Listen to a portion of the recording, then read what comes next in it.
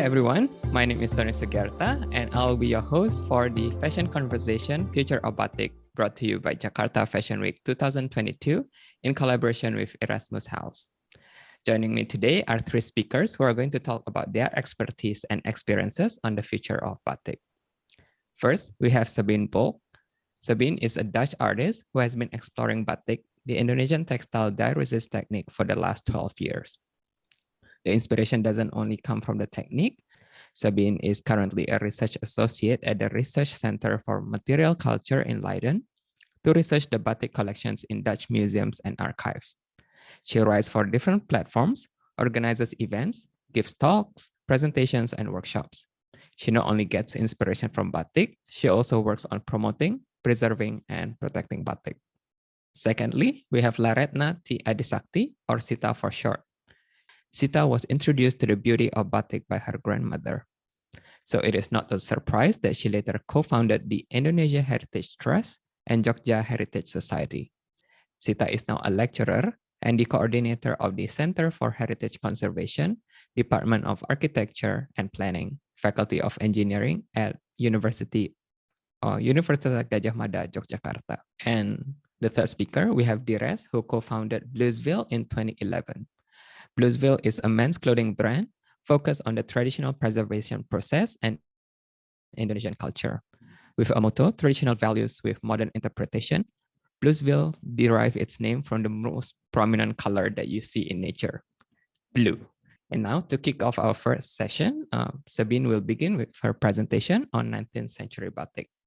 Sabine, the screen is yours. Yeah, thank you so much. Hello, everyone.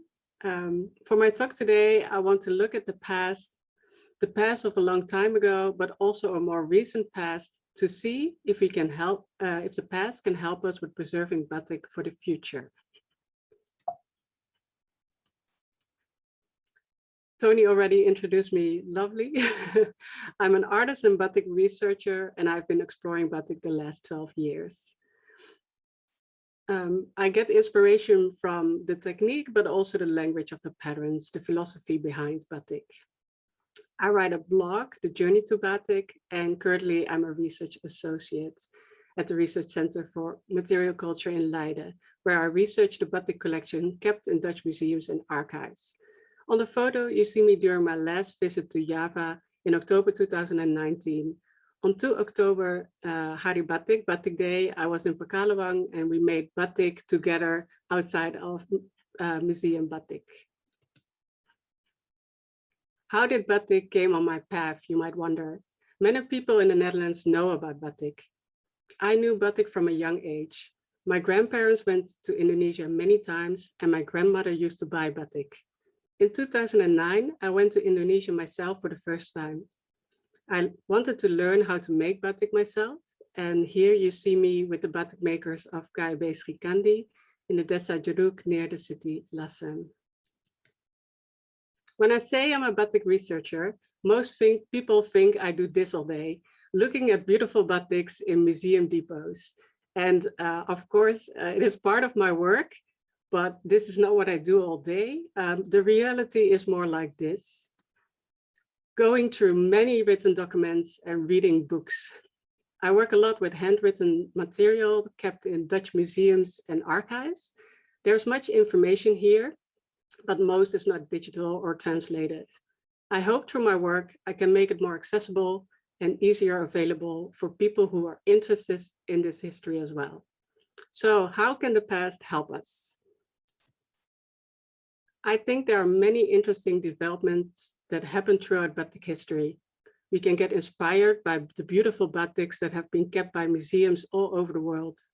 And there are many interesting stories we can learn from and can help us appreciate batik even more. We will take a closer look at the history of batik in the 19th century. Here, a photo of the Regency Kudus. Here, the Bupati and his family, all dressed in traditional Sogan-colored kain panjang that we still know today from cities like Solo and Yogyakarta. The photo was made by Woodbury and Page around 1870, while the batiks from the Kraton kept mostly the same throughout the last 2 centuries. Batik throughout Java and especially the north coast of Java changed a lot. I want to start with this map to show that the history of batik was very much connected with a global history. There will be blue dots on the map. The first one is where I am in the Netherlands. The second one is Java, Indonesia, where you probably are. This is Ghana, West Africa. Here is the Suez Canal that opened in 1869. England. And last, Suriname, where cotton was grown. I placed these dots on the top of a map showing the places in the world where the Dutch had significant influence. Places that were colonized by the Dutch or where the Dutch set up trading posts. As you see, already as early as the 17th century, the Dutch had an impact on many places in the world. And with this history, we are still dealing today. The main reason the Dutch were on all these locations was trade. In the 17th century, the company WIC and VOC were started up with a focus on making money for the Netherlands. The map you see here shows the trading routes of the Verenigde Oost-Indische Company, or in English, the Dutch East India Company. In a small map, you see the route before the Suez Canal opened. The ships had to go around the African continent to go to Asia. All along the way, they would stock up in West Africa and South Africa. As you see, the VOC traded a lot of textiles. Indian textiles were very popular and were brought by the VOC from India to Indonesia. When the VOC was declared bankrupt at the end of the 18th century, there were no more Indian textiles coming into Indonesia. We think this sparked the demand in batik. Indian motifs like found in patola or chins were copied using the batik motif, batik technique. Here, a beautiful example of a batik with a patola motif from the 19th century. Another early example of influence from trade is this, Megamendung. We know this cloud-like motif as a pattern from Cirebon. The same clouds can be found, for example, on Chinese ceramics. Another nice example of a batik inspired by Chinese ceramics is this one. It has phoenix-like birds on it, and it had card lines on it with flower pots on their back. In the 19th century, the interest for batik in Europe grew. Museums started buying batik, batiks were shown during colonial exhibitions, and people, mostly white Dutch men, started researching batik. Here on the photo, you see a display made by Gerrit Pieter Rouffard in 1900 to launch his research for his book. The book with the title Batik Art from Indonesia and Her History was published in 1914, and it is still today seen as an important source for batik, information on batik. The growing interest in Europe for batik was not just because they thought it was beautiful. They thought batik was an interesting business opportunity. When Thomas Stamford Raffles described the batik technique in his book, The History of Java, published in 1817, Raffles did this because he thought it would be a good idea to make imitations. These imitations would be made in England and then shipped to Asia to be sold there. Other cotton printing companies started making these fake batiks as well. Here on the photo is an example of such a fake batik made by the Kralingse Katoenmaatschappij. From the 1850s onward, imitation batik, and as they were called on Java, Dutch batik, were made in the Netherlands, Switzerland, France, and England. The imitations were partly made by machines and partly by hand. The machines had copper rolls that would print a motif on the cloth using a kind of resin. The blue was dyed in a color bath, and other colors were added with block printing. Here you see a photo of a Dutch cotton printer. He is adding the colors with a wooden stamp. In response to these cheap fake batiks, the batik chop industry on Java grew. Batik chop was faster to produce than batik tules. It was therefore also cheaper. Batik chop was great for competing with these imitations from Europe. The imitations were cheap, but people on Java preferred real batik. They would buy batik chop or save money to buy batik tules. The European cotton printers were baffled that their cheap mass-produced imitations wouldn't sell. It was actually the earliest form of fast fashion and wasn't so successful. Another development from Europe that influenced batik was plain woven cotton. The cotton from Suriname and the United States was woven in Europe in the 19th century with machines. The machines at the end of the 19th century could make a much finer, thinner cloth. The fine woven cotton was perfect for drawing fine lines using the chanting, the wax pen. This resulted in the finest batik tulis at the end of the 19th century. And here a nice example of such a batik lereng with the motif Udang Liris. After this short inspiring global history, I would like to address some of the influences we can still find in batik today. Where do they come from and how do they enrich batik motifs today? We already saw Kraton batik, batiks inspired by Indian and Chinese motifs, and now we will look at what classified as Indo-European influence. First, this photo from around 1900. What I like about this photo is that everyone is wearing a different style batik. The man on the right has a kain panjang with a Garuda motif on it. The woman next to him with the white kebaya is wearing a batik we would classify as Chinese or Lassaman. And the woman on the left is wearing a batik that seems to be from the North Coast with a plant motif. The woman holding the cat is wearing a batik we would see today as influenced by the Dutch. It is a batik binatang or zoo batik. Here a similar batik from the Dutch collections. We think this design became popular when the first zoo was opened on Java. Another well-known influence in batik is fairy tales. Here a batik from around 1900 showing the fairy tale Assepoester or Cinderella. The batik was made in the style of Art Nouveau. And then this batik signed by Jans. It has in the badan, the main part, a parang motif that was traditionally only worn by the Sultan. In the Kapala is an image that looks like a painting. It was most likely copied from a Japanese artwork. And in the borders, you find lace that was similar to lace on kabayas. For this batik, I wonder if it is cultural appreciation or cultural appropriation. Who we think wore what is often discussed. We often think these batiks were mostly worn by Indo-European women, like on the photo here. But there are also many photos of other people wearing similar batiks. Here two photos, one of a group of ladies that are mentioned in the description as Indo-Chinese. And on the right is a lady that wears a very similar batik to the one Jans made. And on the right, you have a Japanese couple, and the woman sitting is actually wearing a batik, a fairy tale batik with Little Red Riding Hood on it.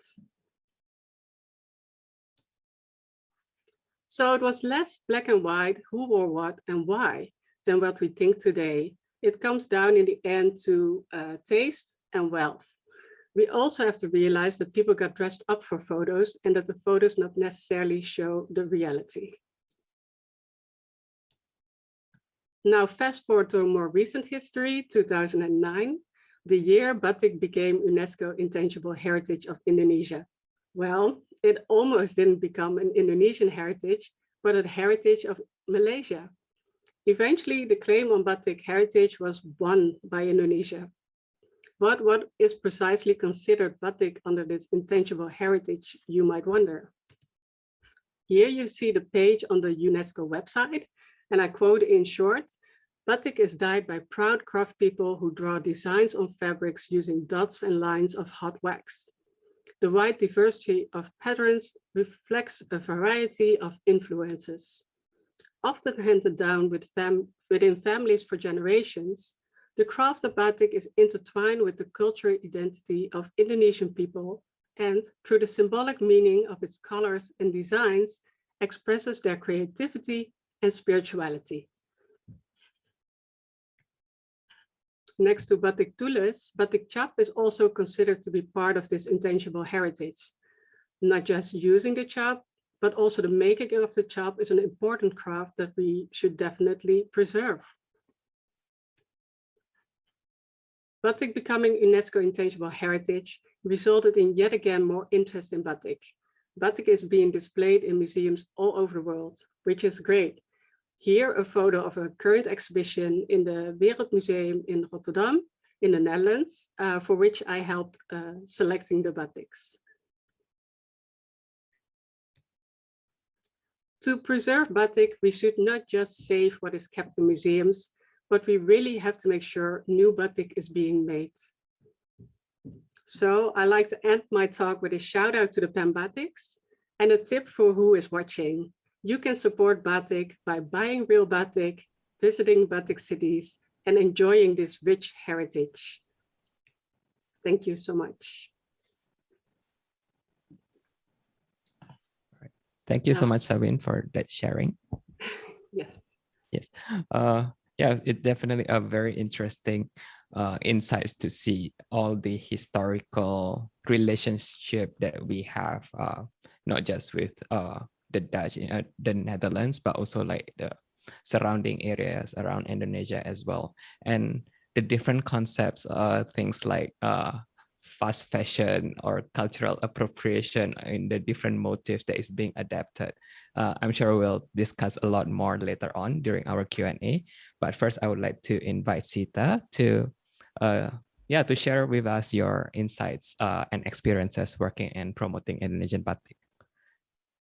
Sita, the screen is yours. Okay, thank you, Tony. This cover of my presentation, Conserving the Local Wisdom for the Future of the Batik. Actually, we have to learn that batik's local wisdoms will be with the painting, with the stamp, and back to natural dyes. Although we will have a lot of design with many types of contemporary fashions. And I will start with, this is actually my family activities. We are in the Gallery Batik Jawa, initiated by my mom, my late mothers, and also my younger sister. She was my student in architecture, so she is architects also. And this is all the business done by our family, with love and thinking of the futures of the batik. And we can start that conservation is actually the preservations, and we will have the development and innovations. And batik itself is something that rintang warna, the color blocking using wax, resist dyes, use chanting, or then with stamp. And this is the woman working in my yard. And the local wisdom of the batik, as also explained by Sabine, is this is a hand written or painted, usually done by women, and the hand stamped by men, because it's very hot in the studio like this. But in my family, we work with batik artisans that working at home. So the regenerations, as well as inheritance, the technical, and also how the works of the batiks done at home.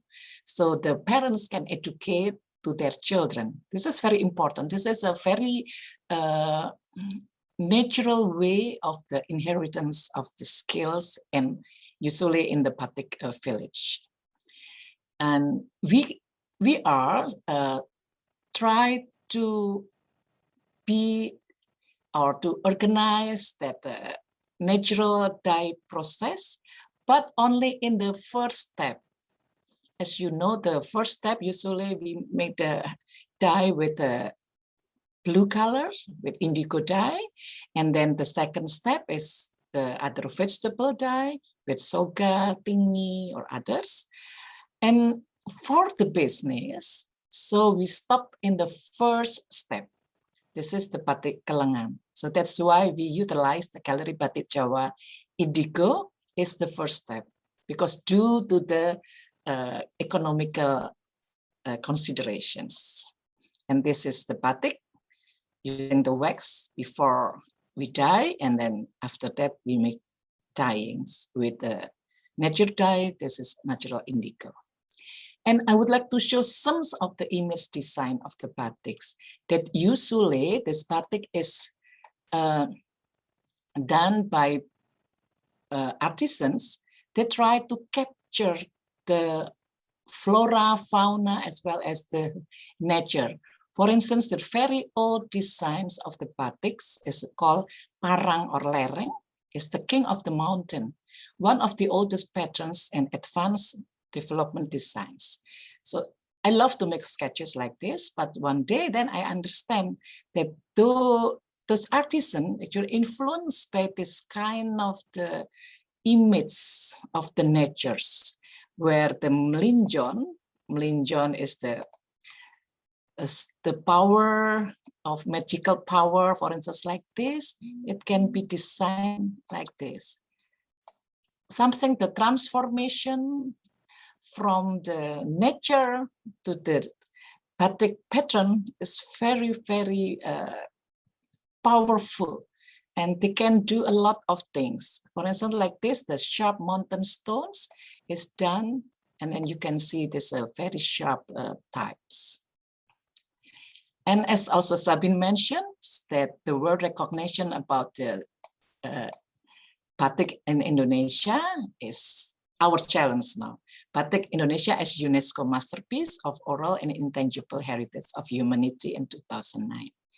And there are 3 criteria about the oral tradition and expression, including language as a vehicle of the intangible cultural heritage. You can see how we works with those batik.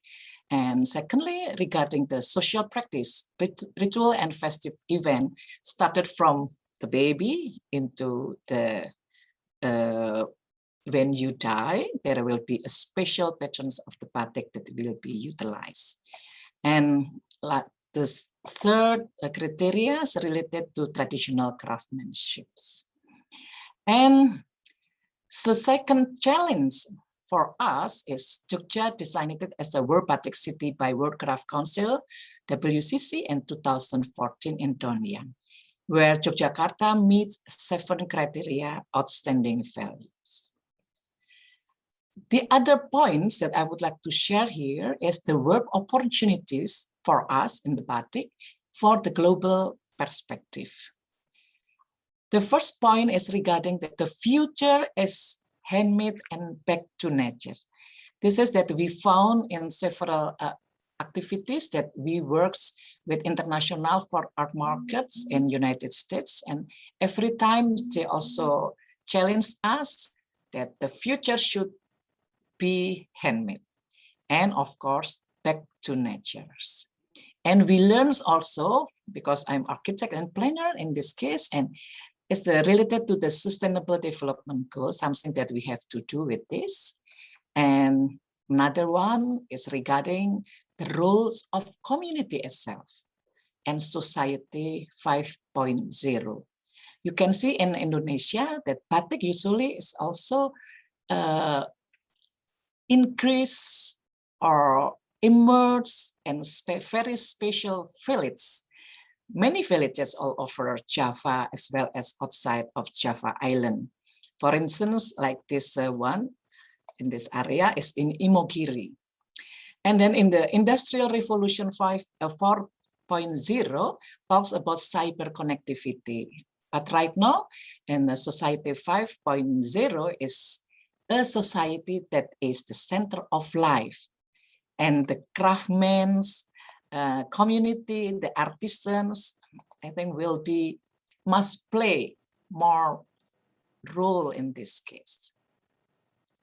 And from the point of view of the sustainability, there is many research mentioning that heritage is actually the driver and enabler of sustainability.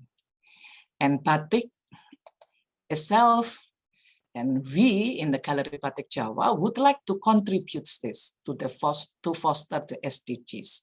And batik itself is not just about beauty, but the batiks also, like previously I mentioned, is the driver and enabler of sustainability. And Galeri Batik Jawa try to make actions and consistent to put our strategies in 7 points. And this is something that batik is not just for the old, but also for everybody. Batik is for all. And the first point is we would like to safeguard, conserve, and enhance the Javanese local wisdom on natural indigo batik. This including not only the tool, the material, the intangible heritage artisan, but also the batik village and its facilities. This is that with my colleagues from architectures and also my student, we work a lot with the area of the batik village. Secondly, related to the empower the women artisans through safeguarding many disappeared traditional patterns from various batik villages. Once again, thank you very much, Sabine, for your research. We can then show also our ancient patterns of the batik. And next, we try to contribute to the environmentally friendly life, back to nature, to use natural dye, started from the indigo, as well as we also mix with other natural dyes such as mahogany, jewel, mango, etc. And the fourth, develop Javanese indigo batik for contemporary world fashions. So this is the last, we have the virtual fashion show when I organized the summer course for Jogja World Batik Cities. So we had a virtual fashion show about Jogja World Batik City for millennials. So you can see the girls, they wear also the face shield. And this is something that we would like to reviving our local wisdom, especially related to natural dye, is related back to the spice route previously, that we would like to export not only the raw of the indigo dye, but the green fashion movement, creativity economy, Galeri Batik Jawa Indigo from Indonesia to the world. So we try to have the 4-season fashion in this case. And we understand that the process of the creativity, quality control, and eco-design is a long process, and we will work with many artisans beyond a piece of the style, simplicity cutting for contemporary fashion, just like this one. And we try to promote once again, reminder that we have a golden age of natural dye previously. So every time we had a fashion show, we always promote about our golden age of the natural dye. Last time we went to The Hague and Stockholm and many other countries. And the fifth, use all recycled materials for creative products up to the smallest one. So we try no waste of cutouts. So we call it never ending pieces natural indigo batik. And this is my room itself, my bedroom. So I utilize everything with a natural dye batik. And we also set up education for all. Wherever we go, we always also try to promote the batik, not only the pattern, not only the fashion, but also how to make the batik. So this is the activities that done in several countries. And the last point is our responsibility for the world recognitions. So that's why we would like to enter many biggest folk art market or marketplace that also support the activities of promoting the art, the folk art. For instance, like in international folk art market, that buyers are given education, where buying some traditional folk arts, the buyer will understand that they have to pay for the welfare of the women artisan. And then secondly, the craftsman itself and environmental sustainability. So this is the biggest international folk art market in the world that organized in Santa Fe, New Mexico. And you can see the activities. Sorry,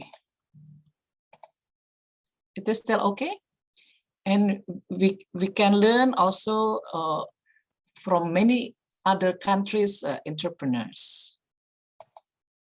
Next, as a batik, a significant folk art, we can understand on those global market business is very, very good. And we are happy to be there.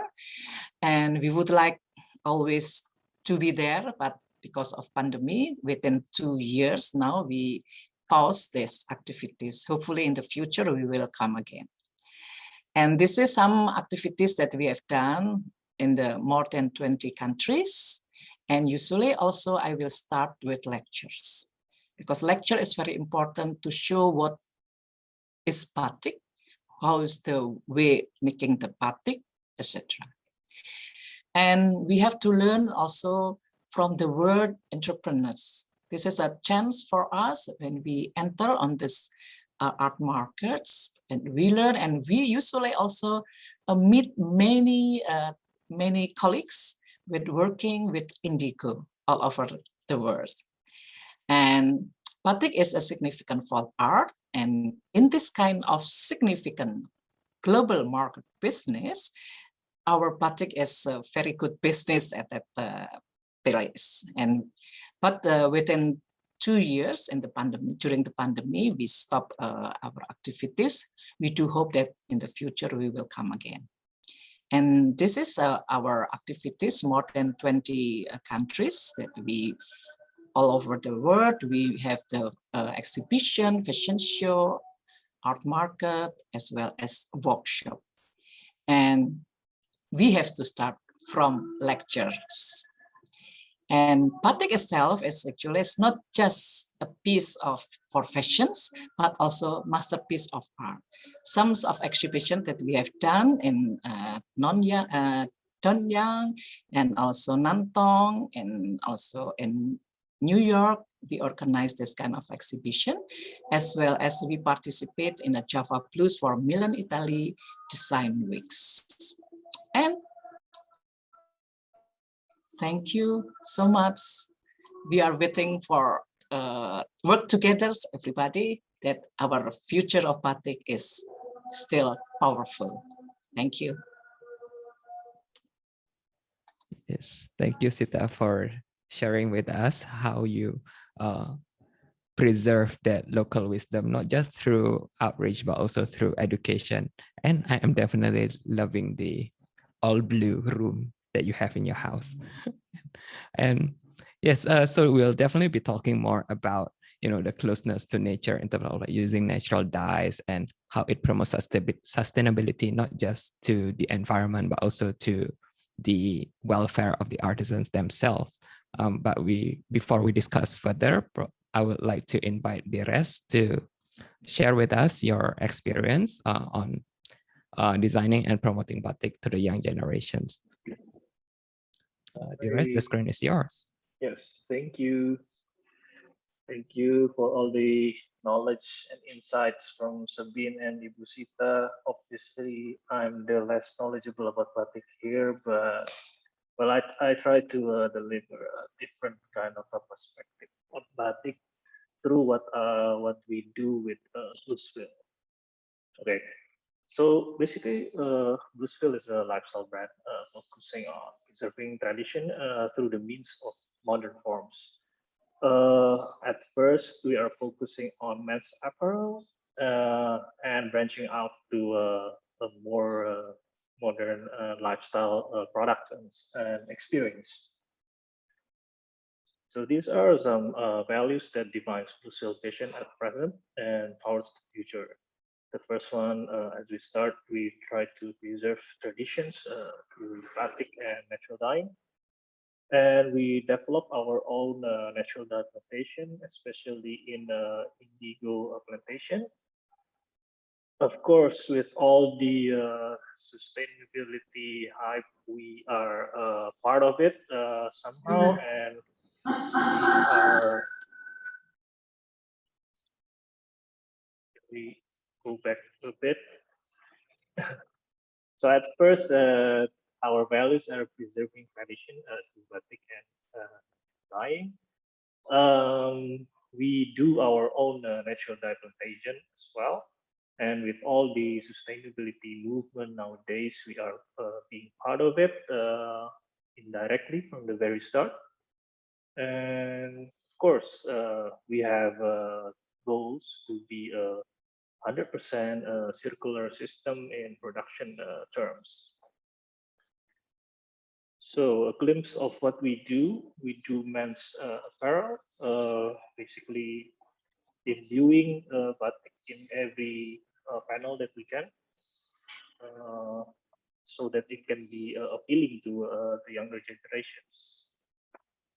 So what problem that we see after we built Bluesville and communicating with the younger generations? In terms of production, we think the barrier to entry for batik is a bit high. If people wanted to try to produce batik, it's not easy and takes years to master, let alone opening a batik workshop or building a batik-based brand. And we think that that kind of a difficulty ultimately leads to a decrease in interest from the younger generations. We know that people right now talks about the younger generations wants everything instant and stuff, and batik is not instant. Batik takes years to process and stuff. And also need to mention that real batik, the batik that we used to do with drawings and chop and stuff, is getting a tough competition to the fake one. In terms of example, a digitally printed batik that is widespread even here in Indonesia, and it's cheaper, but it's kind of a challenge that we have to tackle in the future. So a glimpse of what we of our approach to tackle those kind of problems. The first one is at the very moment we start the brand, we open up our own workshop, whatever hard it is. But we try to make this kind of workshop as a platform to develop your skills towards the skills towards the batik industry as a whole. So all the people that works in our workshop is actually pretty young, and contrary to popular belief, the batik people that draw our batik is men mostly, as well as the dyer. And we are opening up our own plantation back in 2018, after a long problems with supplies of indigo and stuff, and we decided that we have to take care of this supply chain ourselves. So back to the problem with younger generations, I think the younger generations deem batik production as an old school kind of job, a not cool job. They rather probably they rather be a social media manager than preserving this kind of batik that has values. Well, we think that it's probably because we cannot provide such a workplace, such an inspiring workplace, such a great workplace for them to inspire to develop themselves through batik. So that's why our future development would be making some workshop that is not just aesthetically pleasing, but also can really develop the younger people and attract more younger people to work in the batik industry. Of all the problems and the whatnot about doing batik these past 10 years, we always see that batik has a big potential in the future, but the challenges is there to unlock this potential. And we think that the first problem is how we can make batik as a popular culture.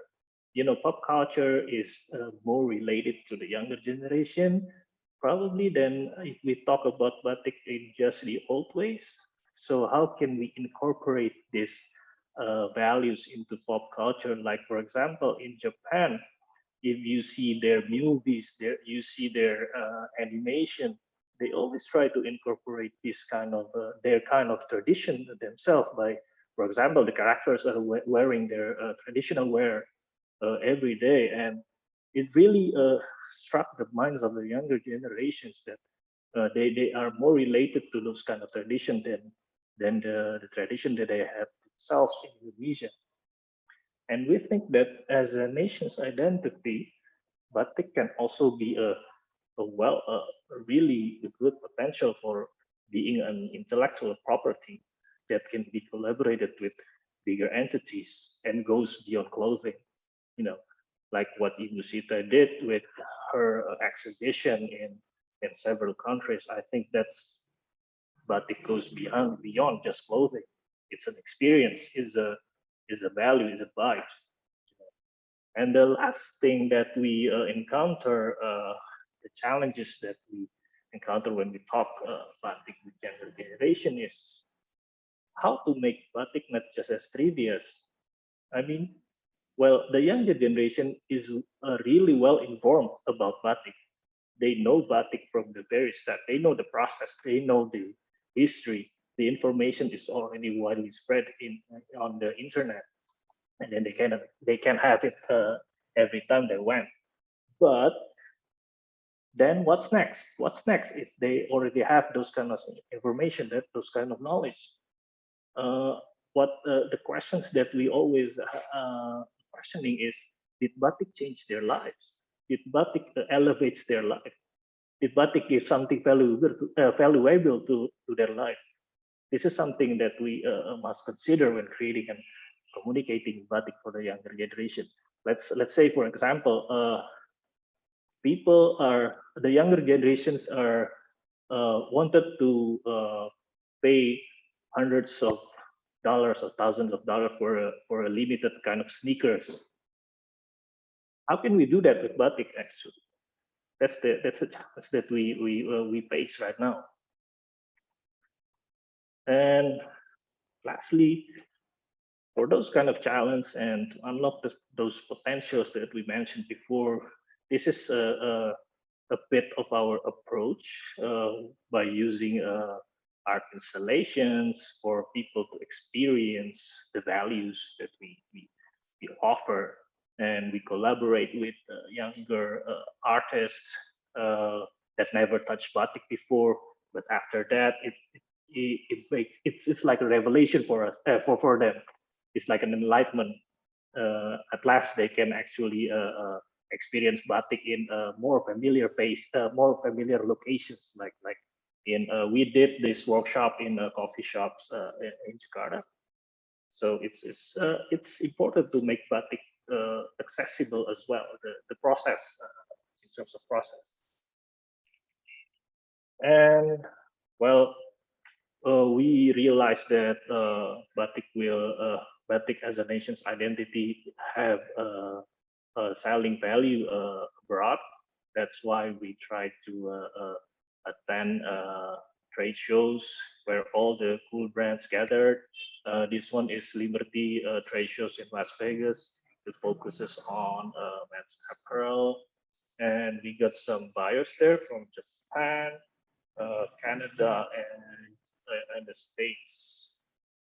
And as you can see on the bottom right image, we bring some chanting and malam there.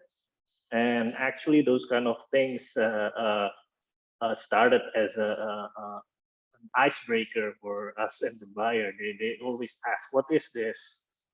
What kind of a material is this, and how do you process it to your and apply it to your clothing?" It's really a great example that batik is has values and interesting for other people to see. The last approach that we made is having making batik more related, relevant to the younger generations is by using and collaborating great street artists. This is Darbots. Darbots is one of the legendary street artists in Indonesia. We convinced him to design some of his characters, his signature style, and make a kain panjang with this. For this, it's made all with chanting and with hand woven silk as well. So it's a closing words for us. Batik will always be the process first, and how we can make this process as relevant as ever to the current generations is what we try to do and strive to do always. But I think ultimately this kind of effort will lead into a new definition of batik. New batik will be made, and we hope that the new batik that we made right now in the future can be seen at the same level as the classic batik that we know today. So it's a tough kind of making a future vintage kind of stuff. That's all from me. Thank you for the opportunity. Thank you, Dires, for showing us how you yourself through Bluesville actually engage the audience and how to make it relevant to the younger audience as well. There are definitely a lot of like fascinating ideas that I would like to talk a little bit more with the panel as well, and how it can be replicated with the other designers or production houses. And before we move on to our question and answer session, well, it is not enough if we just like talk among ourselves without involving the batik makers themselves. So we actually reach out to 4 batik makers and batik artisans, and we ask them to share about their future of batik. And then we will discuss what they talk about in our discussion later on. Nama saya Widianti Wijaya atau bisa dipanggil Widimlian. Saya adalah generasi ketiga di Batik Wisucun Kedunguni. Kendala yang saat ini kami sering hadapi itu adalah ketersediaan sumber daya manusia. Kami tidak hanya membutuhkan pembatik yang mempunyai keahlian membatik, tetapi kami juga membutuhkan pembatik yang tekun, rapi, dan sabar. Inilah yang susah untuk ditemui saat ini. Karena kebanyakan pembatik-pembatik yang saat ini yang masih baru-baru atau masih muda, mereka lebih tidak kurang sabar. Jadi mereka ingin cepat selesai, kemudian menghasilkan uang tanpa memperhatikan kerapian dan keindahan dari batik itu. Kami juga pernah melakukan regenerasi pada pembatik-pembatik baru yang masih muda-muda untuk memenuhi kualifikasi yang kami butuhkan. Tetapi ternyata dari regenerasi yang kami lakukan itu ada konsekuensi yang harus kami terima, yaitu adalah batik-batik hasil tangan mereka. Karena mereka masih baru, hasilnya kurang sempurna dibandingkan para senior-senior mereka. Jadi akhirnya tidak lolos pada standar quality control saya.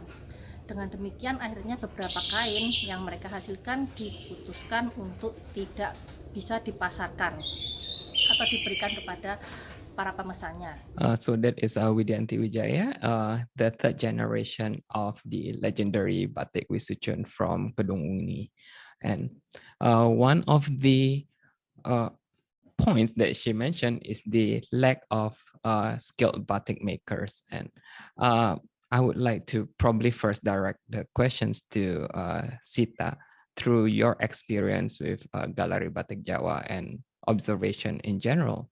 If you could share a little bit about the demography of our current batik makers and about the different regeneration efforts that you have encountered. Bu Sita, you're still on mute. Sorry. Yeah, we work with artisans that working at home. So this is one other for us is beneficial for them to work that they can also teach their children. So the new generations will also continue if the mother or the father working a lot with our products.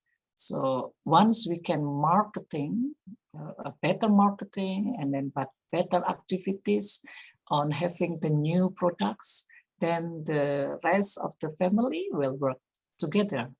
So the system of regenerations at home is very, very important. And right now we have many young artisans and Imogiri, the ones that we work a lot with those artisan and Imogiris. And this somehow we have, for instance, like 4 generations. One time they work together for us. This is something that we would like to have more and more family like that. Yes. How young they are when they first started holding a chanting role? Even they started from elementary school, because right now in Imogiri, they also have a curriculum to teach the youngers from the scholars, like from elementary schools, and many people from different places of outside of Imogiri came to Imogiri to study. Sometimes they will come 200 students, even 600 students will study there. So become a teacher is also give the spirit for them, for the artisans also to have more younger generations can work with batik. Throughout your travels, what is your observation like in terms of the passing down of knowledge to the next generations? Yeah, thank you for asking. Yeah, of course, very happy that we got to see the video of Wijanti. I went to many different batik workshops over Java, and what I noticed most is that there's a older generation working there, and it's hard for them to actually include or inspire younger generations. Even if there are their own children, they will learn it when they're little, but as soon as other business opportunities or jobs present themselves, they will not easily return to making batik. So yeah, it is a challenge to find this younger generation, because of course batik is hard work, and the pay is not always that much. So there's things that could be improved, and I think if businesses working with batik could also help in this, that it is a better paid job, it will hopefully inspire a younger generation to join making batik, because yeah, it would be a pity if it isn't passed on anymore, because for generations it has been taught, and yeah, it's a beautiful way if mothers teach their daughters. So I hope this will continue in the future.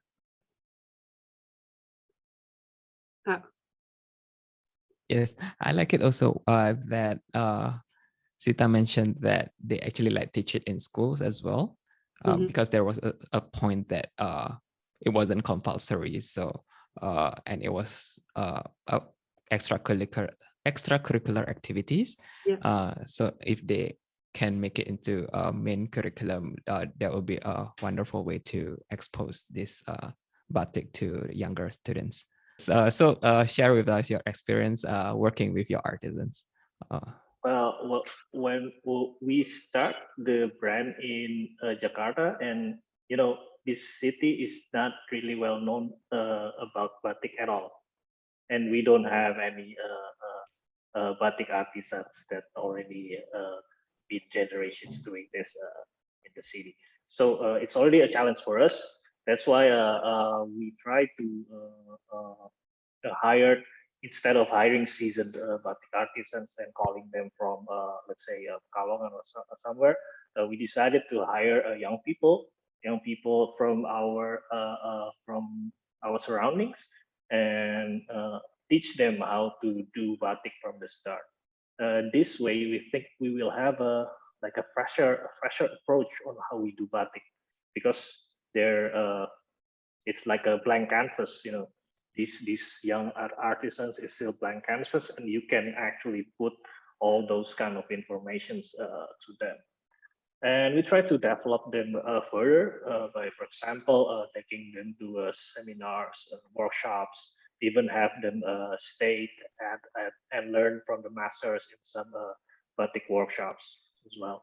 And I think one of the most interesting thing to face with this kind of challenge with the younger generations, attracting them to do this kind of work, is actually make their work feels worthwhile, and they can be proud of themselves. From my experience, younger generations want to be proud of themselves in their surroundings, in their environment, even in social media. And how do we do that? First of all, I think give them appropriate wages. Appropriate wages means we still see that some batik workshops actually pay their artisans based on how much deliverables that you can deliver by the end of the month. And that's not the way we do our business. That's not the way we do our manage our artisans. We pay them by the value that they can return to us, and it's a monthly wages, and we give them benefits apart from the basic salary. And how can we actually make them proud about what they do? How about we introduce them as artisans, not just as batik workers, and champions them as the core workers in your brand?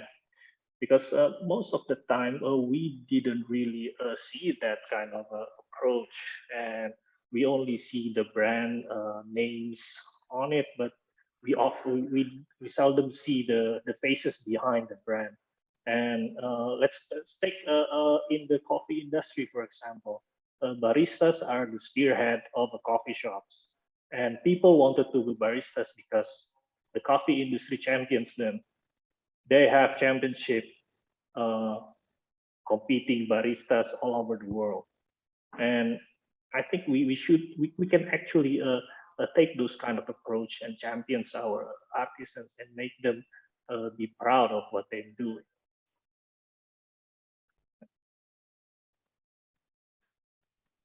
Thank you. Any whether Sita or Sabine want to respond to any of the comments? Yeah, Batik Championship, I would say that Museum Batik in Pekalongan is very active with doing all kinds of activities for batik makers, and they do also competitions. And it's really a great way of also getting younger people to compete, because there's something to win and you get shared on social media with your artwork, and it works really well. And it's also interesting that even very senior batik makers are competing with this. So there's a much, they need a stage, and we should give it to them, the batik makers, because they really should be appreciated more for their hard work. So yeah. I just want to add that in Yogyakarta also there is a vocational school related with higher education, schools is on a remote area where there are many villages of batik. So this school is very interesting because they supply with many facilities, and even they start with how to make the batik and how to make batik as a fashions and how to be the designer and how to be marketings for this. So this one is, I think, very, very important on those kind of environments to have those kind of vocational school. I think this kind of vocational schools should be also in many regions in Indonesia. Yes, interesting. And definitely how we look at it, and not just to make batik cool again in terms of the story itself, but also like the way they work. And I think Dires mentioned earlier in the presentations, for example, the working environment. If we were to kind of like look at, you know, Google or any startup companies with all the designs of how to make it, I mean, not many people would be able to, you know, sit on a low stool and do a batik tulis for like 8 hours a day. Like, it's not economical. So how we can improve upon that? So that is something that we can take a look at as well. And yes, I would like to shift gear a little bit to our second video of a young batik maker from Batang. Selamat siang semuanya, nama saya Nurul Maslaha dari Kabupaten Batang, Jawa Tengah, Indonesia. Saya sendiri merupakan pembatik muda dari daerah Batang, Jawa Tengah, Indonesia. Pada siang ini saya akan menyampaikan tentang future of batik, yaitu masa depan batik, khususnya masa depan batik bagi generasi muda di daerah Batang. Rata-rata pembatik di daerah Batang ini berusia lanjut, yaitu usia 50 tahun ke atas. Namun di batik Batang sendiri, generasi mudanya sudah mulai sedikit karena generasi muda sendiri sudah tidak berminat atau enggan berminat untuk mempelajari batik tulis atau terjun di dunia batik. Padahal sangat disayangkan, bukan? Generasi muda sendiri harus bisa mengembangkan motif-motif, apalagi motif batik Batang yang sangat beragam ini kita bisa kembangkan menjadi motif-motif kontemporer yang sangat unik.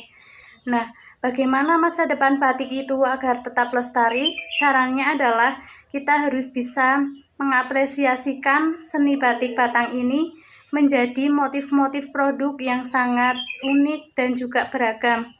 Anak muda harus bisa lebih berimajinasi, mengasah kreativitas, dan berinovasi. Nah, ayo anak muda harus bisa semangat mengapresiasikan diri kalian dan terjun ke dunia batik. Agar batik ini tetap lestari, ayo kita tingkatkan kreativitas, imajinasi, dan inovatif kalian. Nurul mentioned about, you know, adapting designs to be like more appealing to the younger generations. And probably I can start this discussion with Dires. If you could share a little bit about your design process when developing your product or patterns to make it more appealing to your audience. Okay. Well, when we first started Bluesville back in 2011, I think, batik as a whole, the vibes is still the old kind of batik. People still took batik as a more formal form of clothing, you know, relating them to government officials or attending a formal event such as weddings and stuff. And we wanted to try to fight those kind of consensus by designing less busy batik patterns and using a less complex elements inside, and probably imbuing a bit of everyday kind of form of graphics, you know, like just a simple kind of leaves, flowers and stuff that can be I don't know, maybe easier to relate to the younger generations. And our design as a clothing form is actually somewhat utilitarian. I mean, producing things with lots of functionality at hand, and always think that the form of clothing can be worn almost in every occasion, almost occasions. So we try to think the brand as we try to take inspirations from other brands as well, obviously, and we try to take those kind of approach from other brands and imbuing it into our production process after the design process. So that's why we always look into trends, and what is the trends that is pretty much relevant to the current generations, and try to incorporate batik in those kind of trends without actually losing our values and traditions. So what is trending now? If you can share a couple examples. What is trending now? Couple examples. I think sneakers is still trending like crazy right now, and actually sustainability movement. I mean, people are getting more conscious about the sustainability, how the clothes are made, who made the clothes and stuff, and those kind of things actually really synergize with what we do in the batik industry. So yeah, I think the trend is actually we can actually riding the wave of this kind of trend and actually making it bigger. Yeah. Yep. Talking about sustainability, Sita, you mentioned earlier about your effort in ensuring sustainability, and how does that translate into your designs? Like what which I show about the never-ending pieces. So once we made from one piece of the batik, and then there are many left over, and then we develop this one to be part of other functions. This one point. Secondly, there are some types of patterns that the artisans is very easy to make this one. To make it very sustainable, then we try to sell it cheaper price because they can make it very fast. So this is some kind of effort that we would like to really develop those kind of patterns for more public and more income for the batik makers. And sustainability is not just about the products, but also about the environments.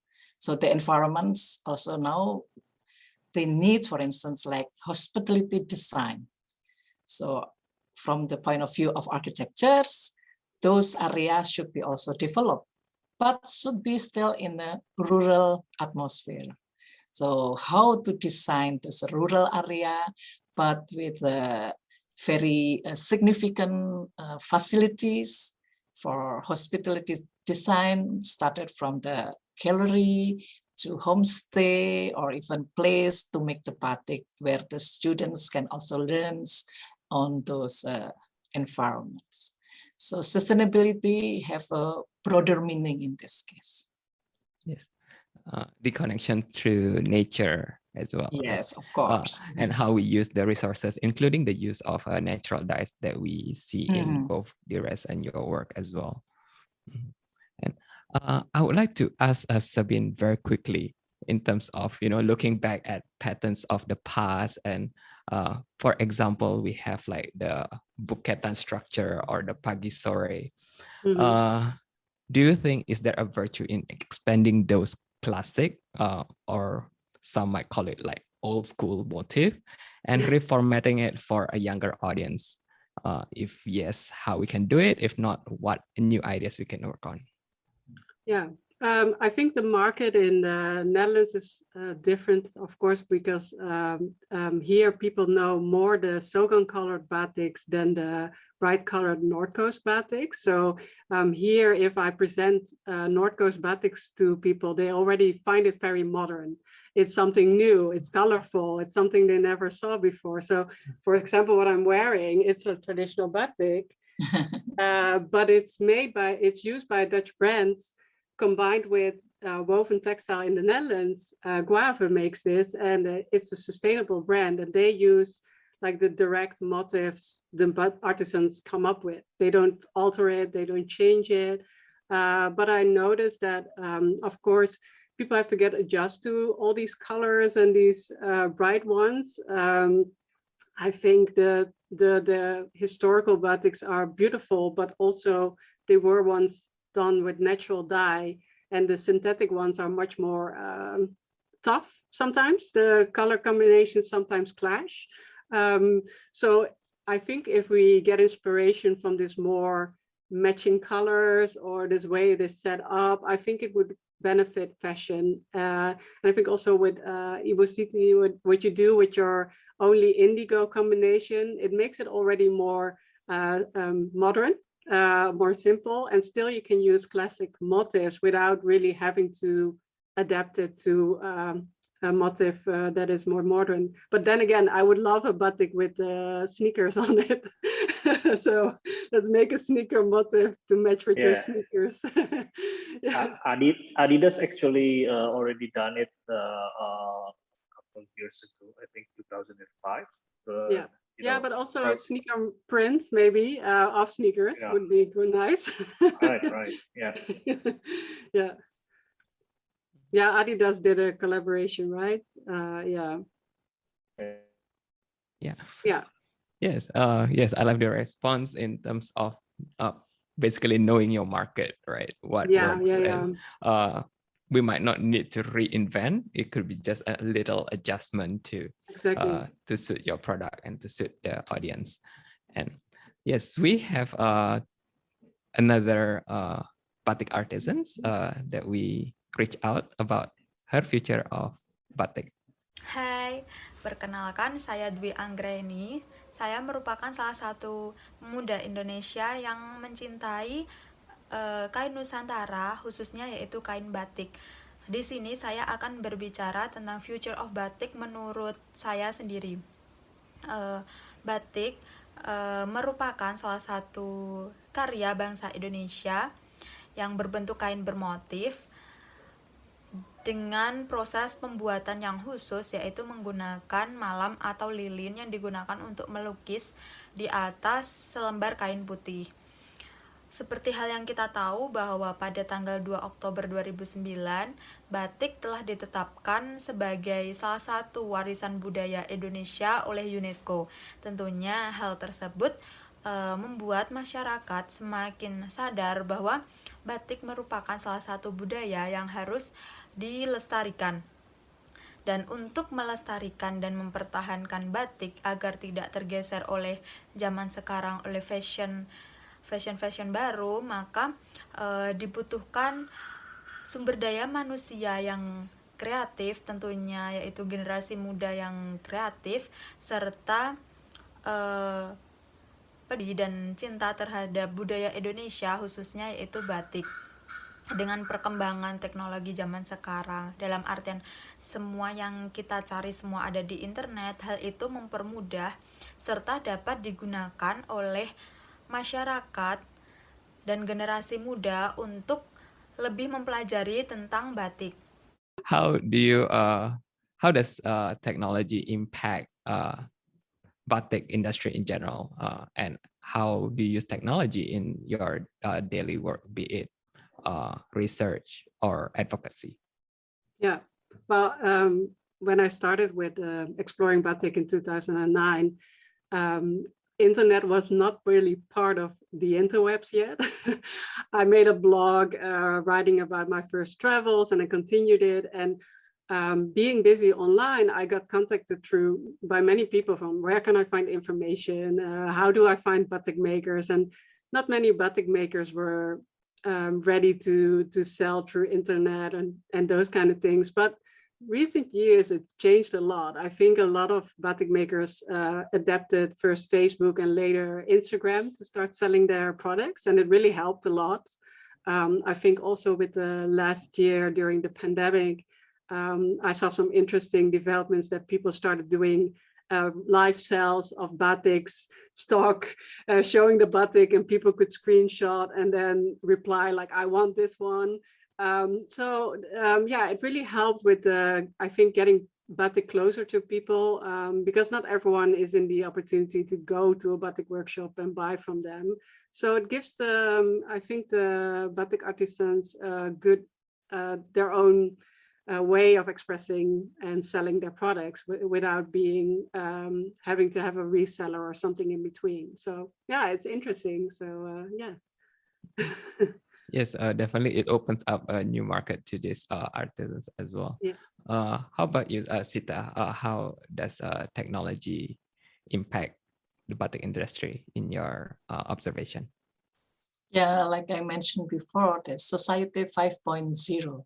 This is a time for batik communities.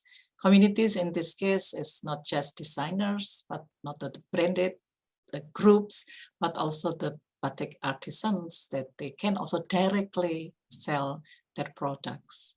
So this is the way that right now, for instance, like there is also associations of the artisans and also producer of batik Indonesia that right now they organize a webinar, but every time they organize this webinar, they will also sell online, and then they will show this one is sold already, and then so every once in 2 weeks or so. This is something that there will be a growing up groups that the buyers will be there, and then they will see this kind of products will be done by many regions in Indonesia. Yeah, that's technology is important in this case. Yes. How about you, Dires? How's your experience? Well, in terms of production, I think in our management of the workshops, we use technology a lot. I mean, from the incoming orders to the the management tracking of the production and the tracking of the deliverables. We force the artisans to get accustomed to this kind of technology. Because what we think is this is a batik production is always will be traditional. I think always will be using a chanting and malam and those kind of things. But in the management side, I think technology will actually getting its part in making it more efficient and more effective in terms of the deliverables and stuff. And that's what we do in our productions. As for natural dyeing, since we also do our own plantation and we do our own indigo dye fab, the technology here it's different than in the workshop. The newer kind of farming technology actually makes the plantation more efficient, of course. And then the fermentation process, we can actually skip probably 3 or 4 days, and that's actually already an improvement for us. And well, we even plan further to hire some biotech guys from the university to actually research into what kind of possibilities that we can do with natural dyes that make it more efficient, more can be produced faster and can compete with synthetic dyes in the future. I mean, we already seen some examples outside Indonesia that they can actually synthesize dyes from natural materials and make it more faster to produce and cheaper to get. So I think technology will actually be the most important part of preserving this kind of tradition in the future. I like how you laid out all the different elements. At the core, it's still dye resist with hot wax, right? But all the different elements like growing indigo, how we can make it better, managing orders and customer service, we can use the aid of technology. So it is not totally kind of like replacing the essence of batik making with technologies of digital printing. It's complementing each other, and we always see technology as a helper for human race right now. So whenever we can actually adapt technology in our process, I think that will be beneficial for us. Yes. Okay. Anyone has any comments before I want to add something on the cotton side of things. Yeah. In the Netherlands, they start reviving actually cotton woving companies. And of course, it used to be with old machines, but now with the new technology, they can actually reuse old cotton and all kinds of other materials to make new fabrics. And I think this will also be in the future an interesting something to experiment in batik with, to try different textiles, because at the moment the cotton is always coming from somewhere. No one exactly knows where it is made, how it is made. And I think if that chain can be somewhere more clear, and also if these new textiles or this combination of bio with reuse can be adapted by batik makers, would also be very interesting. So that's also something that technology is offering. So yeah. I just want to add also one point regarding technologies, but we have to be careful also that batik is made by hand. Yes. So once the hand is changed by technologies, because there is also some products with who made the products that can replace our hand and then can write things by the chanting with this. So I know the machine. this technology, this is not good. No, it's very scary. Yes, scary. So there's supposed to be ethic on this case. Ethic how to use technology for intangible heritage. Selamat malam. Perkenalkan, nama saya Ibu Ramini dari Desa Jeruk, Pancur, Kecamatan Pancur, Kabupaten Rembang, Jawa Tengah. Saya adalah seorang pembatik dan saya pecinta batik. Saya mencintai batik itu adalah seni peninggalan nenek moyang kita yang sudah tiada. Sekarang saya ingin batik saya kepengen maju dan terkenal di mana-mana. Dan kedepannya saya ingin batik KUB Sri Kandi yang saya kelola, saya pengennya terkenal sampai di mana-mana di seluruh Indonesia dan terutama di Belanda. Evidently, the use of technology allows us to hear from these batik artisans directly. As I heard, Ibu Ramini is like one of the first one to submit the videos, despite of the challenges that she has with gadgets. So really heartwarming to hear from her. And to get to what she said about, getting international recognition, probably I will ask Ibu Sita first. Throughout your work, how can we promote batik to international audience? From our experience, first of all, of course, not all groups can directly offer to the international. So in this case, we need the support from, of course, the governments.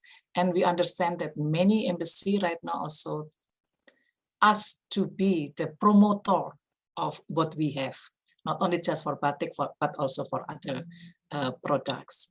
So in this case, we need also the curator that can also show to us what kind of the needs from the international audience. In our experience, of course, we tried previously in Jakarta.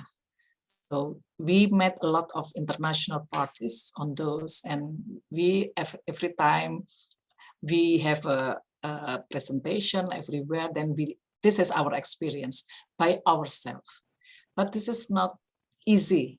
So I think it's supposed to be a systematic way of the governments, the ones that also links with this kind of products, to help this how systematics to promote to the international audience, because there is a systematic on those things too. For instance, one point that I would like to mention here is the packagings. When you want to make a promotion of your batik, you're supposed to have a lecture to show the story and history beyond the batik itself. The process, this is very important. it's not just about the piece of materials, but this is the process behind all this. Secondly, of course, we have to show also in the fashion show, and then how is in the exhibitions. So, and then the workshop as well, how to make. So it's very, they understand how difficult to make. And this kind of activities supposed to be in one package to promote. It's not just show in the exhibition only or in the market only, but the story behind, the activities behind is very important. How about you, Sabine? Do you have any insights in terms of Netherlands or probably European market? Yeah, well, here, of course, we have to compete a lot with printed textiles, with batik motifs. So a lot of people here that think they buy batik is actually printed. So here you have a lot of education needed, like Iwasita already mentioned, like you really need to explain what is batik, what is handmade batik. But it's hard to compete with these printed textiles. People don't always understand why the price difference and things like that. Yeah, I think, of course, in the Netherlands, a lot of people already know batik, so there is a market for it. But in other places in Europe, it's more difficult, I think. But then again, people are interested in sustainable fashion. So there's always a way of getting people inspired to get these materials. Yeah, I think there's also a bit of a fear that they might cultural appropriate batik. So that's an element that's recent years that people ask, like, can I wear this being non-Indonesian? So this is an element that also has to be accounted for. Like, people want to know, like, is this motif okay? Can I wear this?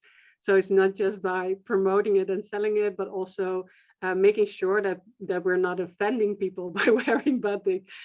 So there's a lot of different elements when it comes to getting batik loved worldwide. I think there's many people who appreciate it, but most will buy it and actually keep it in their closet and not necessarily wear it. So yeah, to get batik out there in a more national or international market, you of course want to people to wear it, like use it actively. So that's something we can still work on. Yeah. Yes. So I would like to hit to the rest and probably getting back to our local Indonesian audience. How do you think we can get more young Indonesians to take a more active role in appreciating and preserving this cultural legacy? Okay, I think well, I'm seeing in the social media space that the people that use social media sometimes over proud of Indonesia. If something out of Indonesia worn by someone from the K-pop star, for example, then everybody would go crazy about it.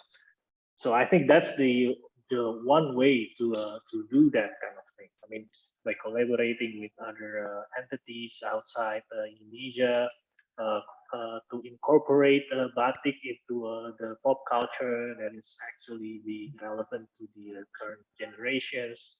I think that kind of effort should be made more.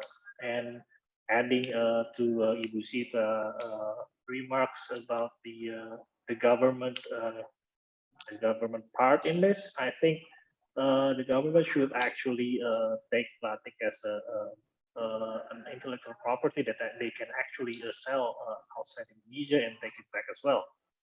For example, if we see the Korean kind of craze at the moment, it is actually well designed by the Korean government, the creative government stuff.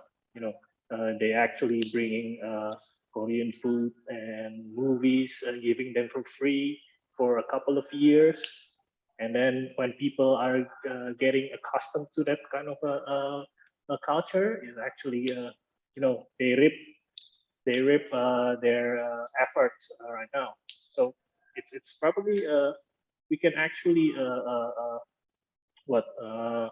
propose something to the government as well. I mean, probably the government actually already thinking about it, but actually the the effort that the younger generation should appreciate this and propose this kind of stuff to the government would be very helpful. Yeah. Yep. But anyone has any further comments on the promotion of batik? Okay. All right. If not, Maybe we- I can. yeah. Sorry. Go ahead. No. It's the final one for the final one. Yeah, I can. For the promotion, I think everybody can contribute your help to the promotion of batik. Just wearing the real batik. Don't wear printed one. So that is the way. Even you are in a government official, or you are in a private sector, or you are ordinary people, wherever you are. So just wear the real batik, not the printed one. Yeah. Yes, definitely a very, very important message. And that brings us to our closing. Before we end up before we close up our conversation, probably I would like to invite all of you to give a brief closing statement on the reflections of the things that we discussed today and your hopes and wishes for the future of batik. Probably we can start with Sabine. Thank you, Tony. Thank you for guiding us so well through this discussion also.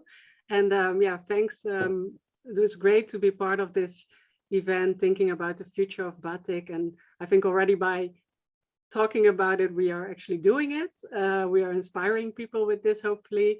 And I also, yeah, what I said before, like, yeah, you can support batik by buying batik, appreciating the batik makers, learn about this heritage, enjoy it. There is so much to be found on the history of batik, but the great thing about batik is that it's still an active craft. It's still being made. So yeah, you can go back and forth and learn about it, share these stories. And yeah, I hope for everyone, as soon as this pandemic is behind us, that we can go back to the batik workshops and enjoy these skilled women and men making these beautiful Indonesian textiles. So yeah. Yes, thank you, Sabine. How about you, Ibu Sita?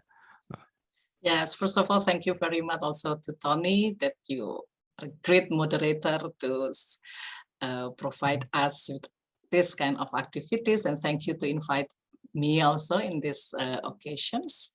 And batik is about the story, many story behind a piece of a products, and how we can utilize this story for everybody, how we can then mentioning that batik is a bridge for a lot of things. For instance, from telling a story, telling the history, the activities of conservations, activities to contribute to the environmental friendly. It also works for the economy. It is also become the cultural diplomacy all over the world, and a piece for educations. So I think with this kind of batik, a lot of things we can work properly. But once again, don't think about printed one. Thank you. Yes, thank you, Ibu Sita. And finally, the rest. Thanks for all the great people attending the discussion tonight. Sabine and Ibu Sita gives me a lot of knowledge and insights tonight. Thank you, Mas Tony, as well. And thank you for Jakarta Fashion Week for inviting us today as well. For me, I think the challenge that lies ahead is how we can preserve this tradition of Indonesia that we already agree that it's really important. It's really being part of the nation's identity for so long time. And I think how we can make this process as relevant as ever to the current generations is what is the most important thing right now, because generations change so fast, and information changes so fast. Probably their behavior is changing so fast as well because of technology, but still we can actually adapt those kind of changes to batik and still preserving it, or like Ibu Sita mentioned, safeguarding this national treasure of Indonesia. Yeah, I think that's about it. Thank you. Thank you so much to all the three panelists, Sabina Bol, Sita Adisakti, and the rest for sharing your knowledge with all of us today in this fashion conversation. We talked about the different challenges that the industry faces today and the opportunities in designing, as well as the use of technology, as well as how we outreach to involve more international audience, as well as local Indonesians themselves to know and to be more active in preserving this cultural legacy of batik making. I'm sure our audience will learn new insights about the development of batik, and certainly we are heading, batik is heading into a very, very bright future. And this fashion conversation, Future of Batik, is presented by Jakarta Fashion Week in partnership with Erasmus House.